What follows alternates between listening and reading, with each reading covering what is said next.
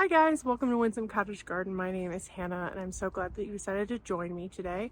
Today is an extra special day because some bare root roses that I ordered last fall from David Austin have finally arrived.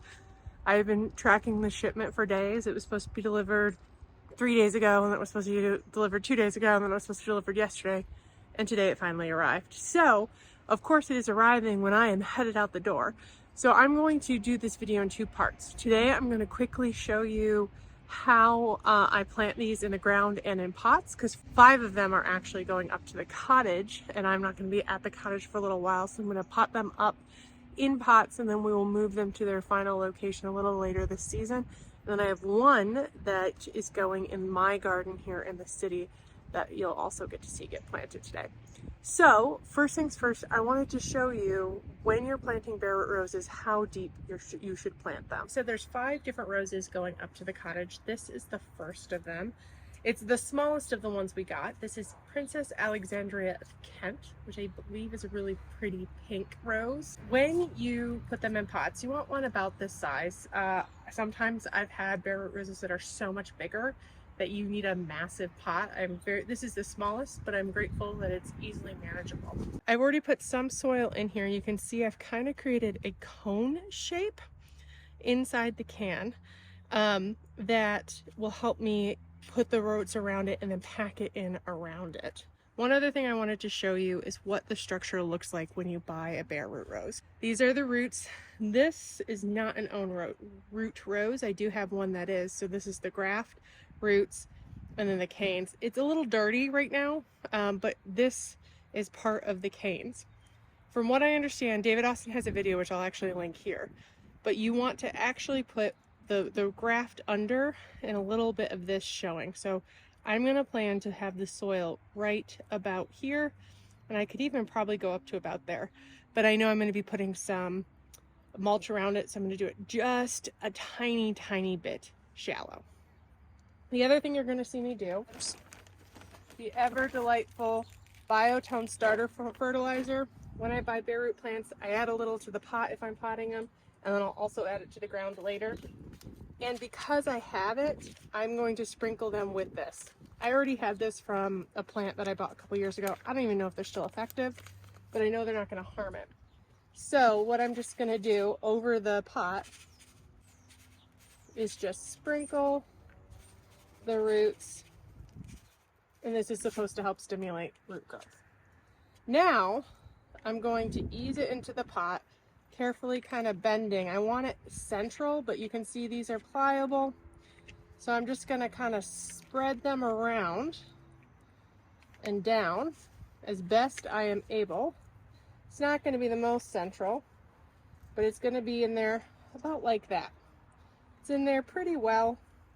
And now I just need to fill in soil. I just like to do this by handful. And actually, after I do this one, I'm probably going to get my tray out here to keep the soil mess to a minimum. And I just kind of ease it around the root ball and tamp it down.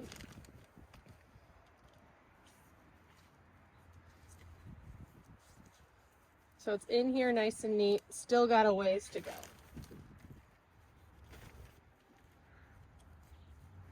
Want to kind of align it so it's a little more upright.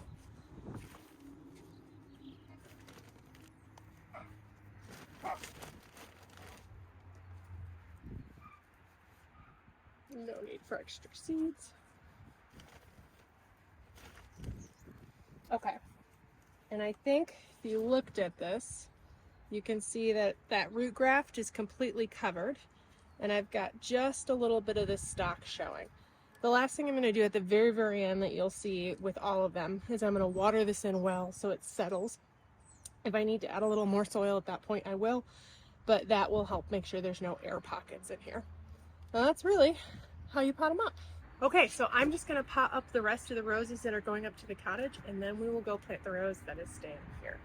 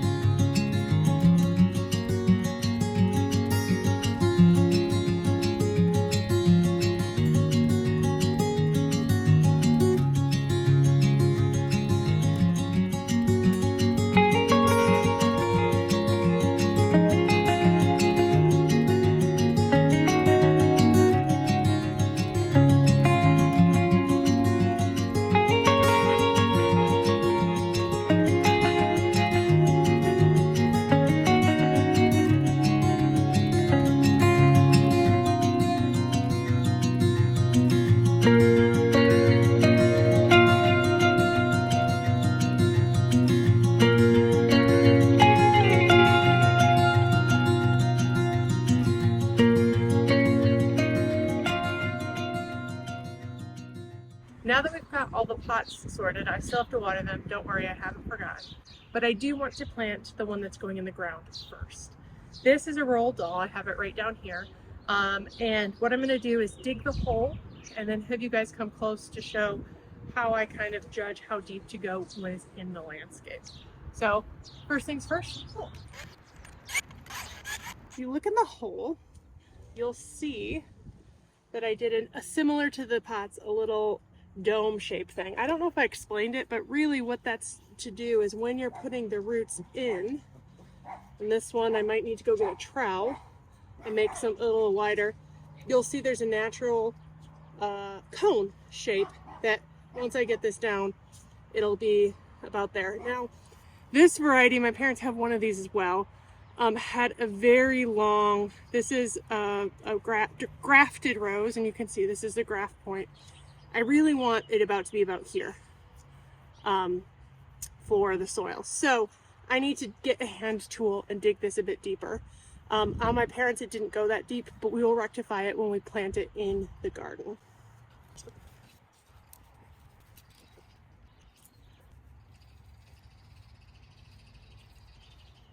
So that it's going to be good.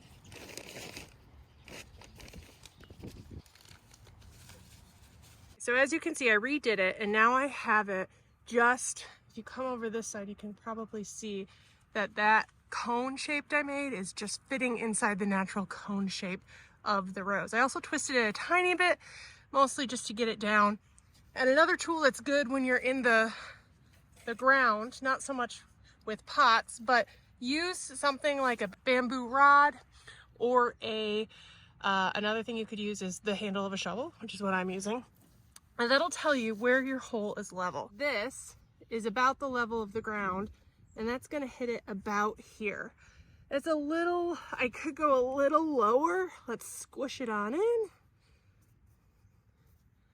Let's see, that's better. That, if we go over here, you might be able to see it more. That is about exactly where I want it to go. So I can now fill her on up.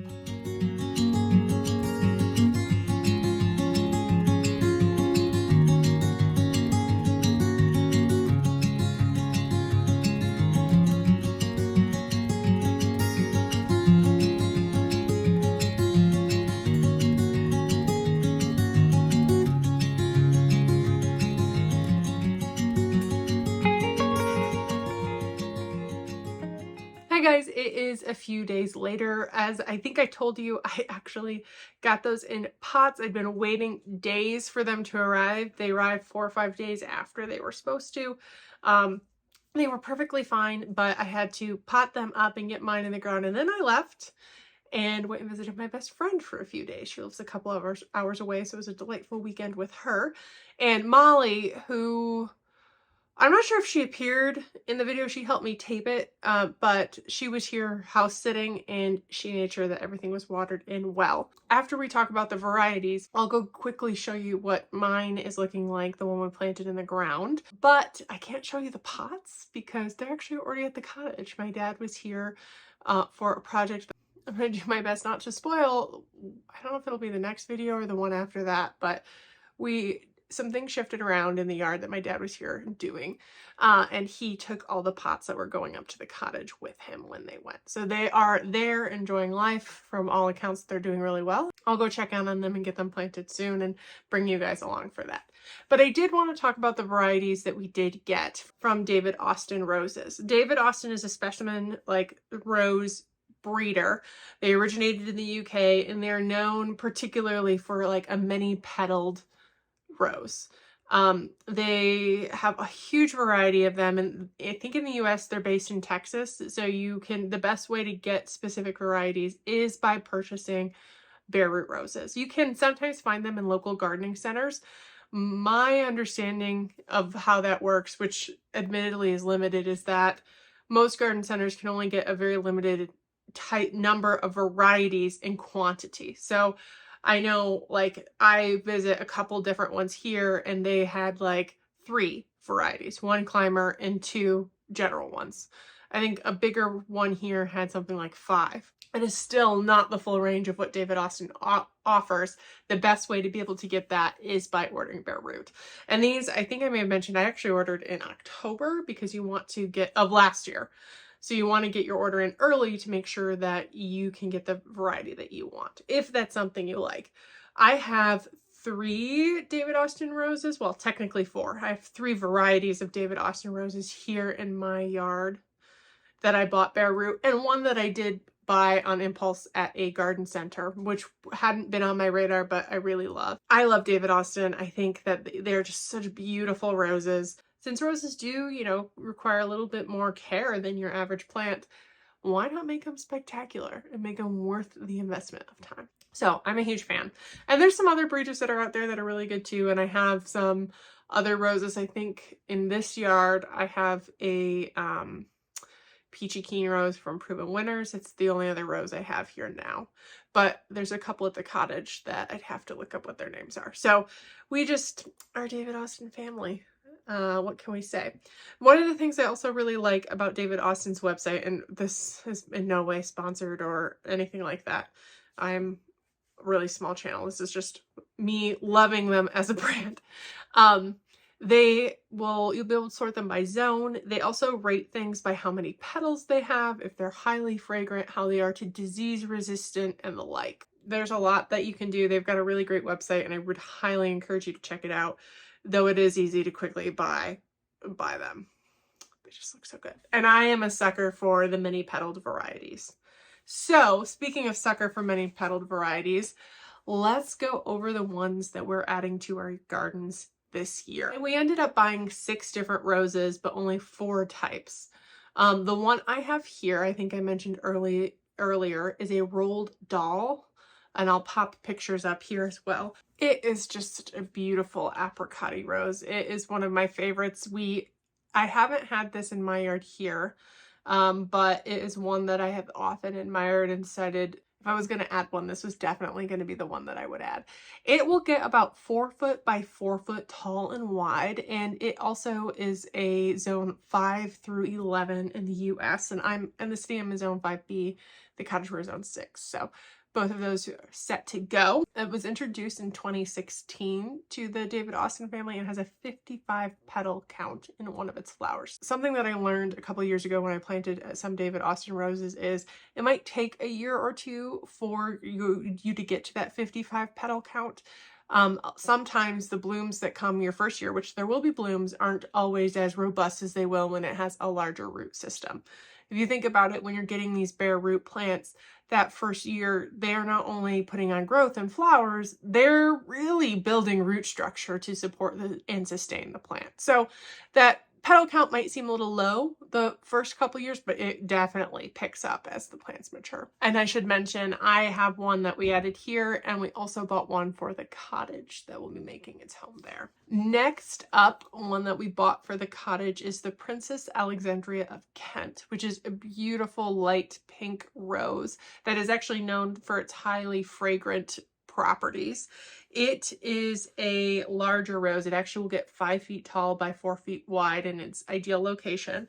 And it is also, all of these are repeat flowers. You do need to do some deadheading, but they will bloom throughout the season. It is a zone 4 through 11, so it's a little bit hardier than the rolled doll. It has 130 petal count in its flower. So what that means is they literally took a number of different flowers, counted the petals, and made the average. So 130.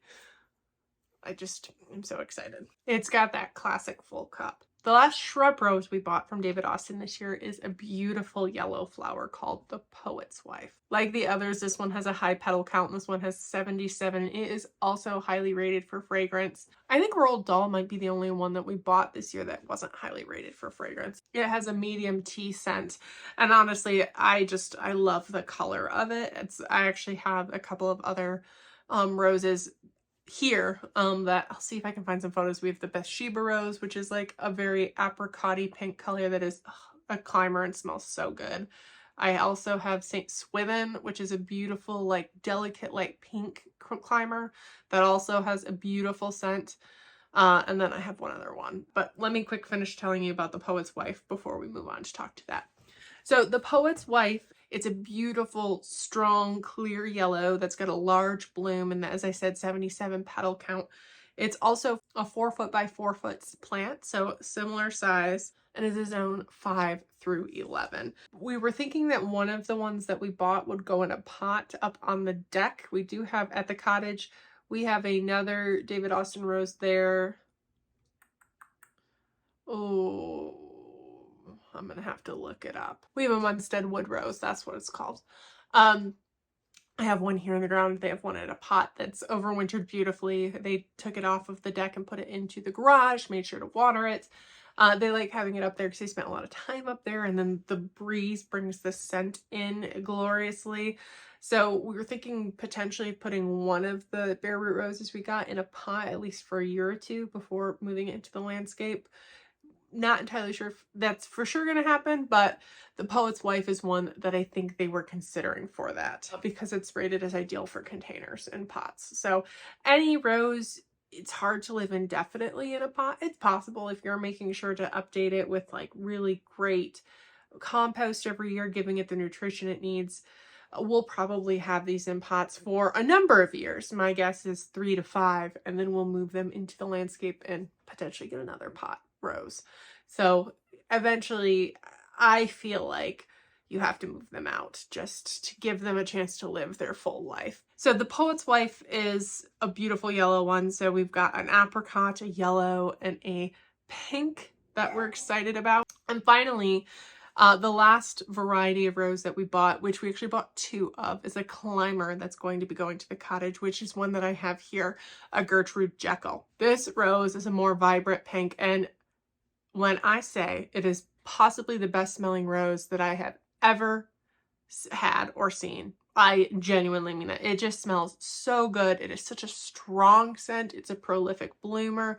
It's fairly healthy. They don't get too tall. I think they get about 10 foot tall is what they're rated. So we bought 2 for either side of an arbor that we're going to be adding to the cottage hopefully sooner rather than later.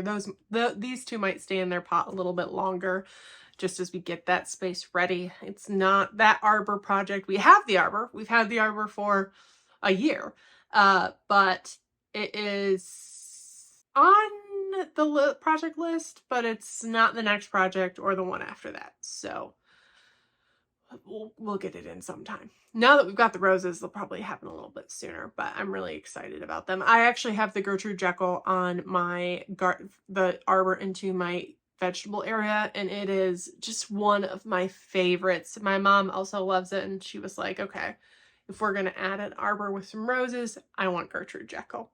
So we have one for either side, and the 10 feet, they'll probably kind of meet each other in the middle. It'll be a beautiful gateway. It is a zones 4 through 11, so again, a tiny bit hardier. It's got an 80 petal count in its blooms, and this is an oldie but goodie. It was established in 1986 and is, I think, one of their more popular roses for very good reason. I mean, like I said, it's my favorite rose that I have here. It smells good. It's got so many petals. It's beautiful. It tick, tick, tick, 5 stars all the way around. So we have those guys that are going to the cottage. Let's pop outside real quick. Hopefully it's not raining. I don't think it is. And I will quickly show you the rolled doll we planted here, as well as a brief glimpse of the other roses that I have in my yard. I don't know if I'll show you all of them, but I'll definitely show you Gertrude as probably Munstead Wood and maybe Bathsheba, because they're all fairly close to each other. Okay, it's just sprinkling, so I'm probably only going to quickly show you the one we planted, and then maybe the ones that are really close by before it really starts raining. Here is the rolled doll rose that I planted. I'm going to really focus in on the plant itself because some things have changed around it that you'll get to see in an upcoming video, and I don't want to spoil the surprise. So if I'm cutting it oddly, that's why. So I realized after the soil settled that I planted this too high. So I think this is a good lesson to you. It should be about there. So there's probably about 3 inches that I needed to build it up. This is for root rock in case of wind. Once the bush itself is bigger and has more things, the wind can move it. And since there's only this thing stabilizing it, it can rock the roots, which will eventually kill it if it can't be set in time. So what I'm actually going to do real quick is build this area up. I'm going to do compost right at the base and bring it up to that point, and then I'm going to mulch it, and over time it will be deep enough. I could potentially dig it up and then put it deeper again, but I think that might be more damaging now than just locally treating it, as I will. And if this just gets built up a tiny bit there, that's okay.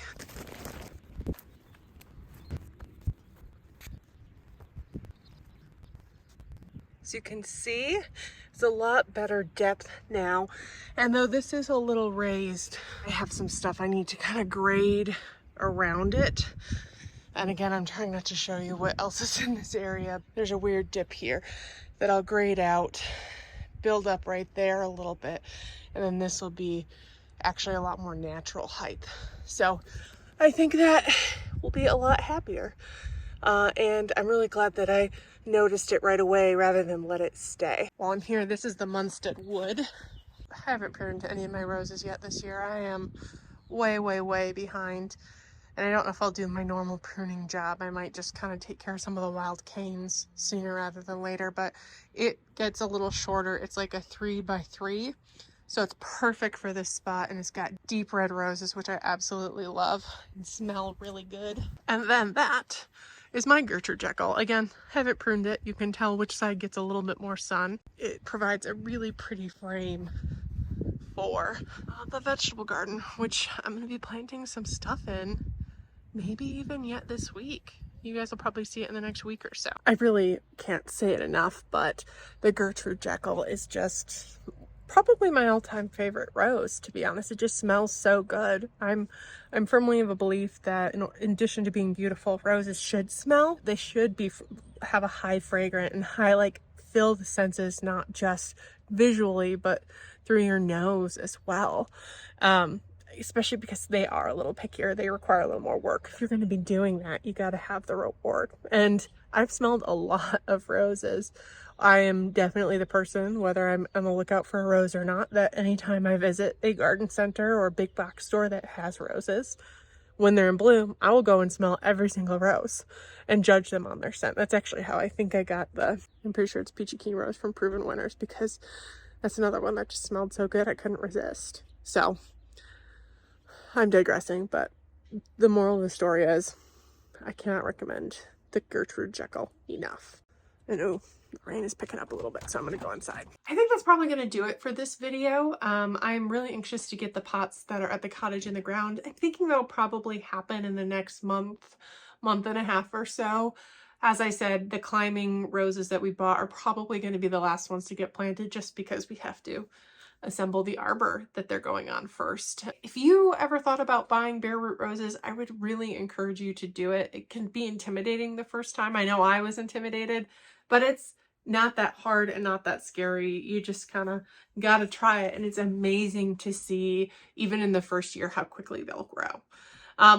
I'm guessing we're probably one of the last ship dates based on our zone for David Austin this year, and so if you bought bare root roses, you might already have them. That's the other thing. A lot of times when you're buying bare root roses, they're harvested and put in cold storage and then mailed out at the appropriate time for when they can break dormancy in the situation that they're going to live in, which is better for the plant. And it's also why when my dad came, I was like, quick, take these roses, and they can wake up per the weather that's there, which is a little cooler, even though they're zone warmer. And they're further north, they're a little cooler and more temperate this time of year. Anyway, I'm really glad that you decided to join me. And if you've ever thought about planting bare root roses, I would encourage you to do it. It opens up a world of possibility to get not only the variety that you particularly want, but ones that might be hard to source in your area. And it's really rewarding to see them spring to life after you guys saw when they come in that little package and you're like, what is this thing? Is amazing. Well, you'll be able to see in just a few short months what these plants do and how beautiful they are. And then next year, they're going to be even better. Thank you again for joining me today. I really appreciate it. If you liked this video, please make sure to hit that thumbs up button and subscribe so you can follow along not only with the roses that we unboxed and got in pots and planted today, but also with the whole cottage garden and city garden. There's a lot happening in the next couple months and you won't want to miss it.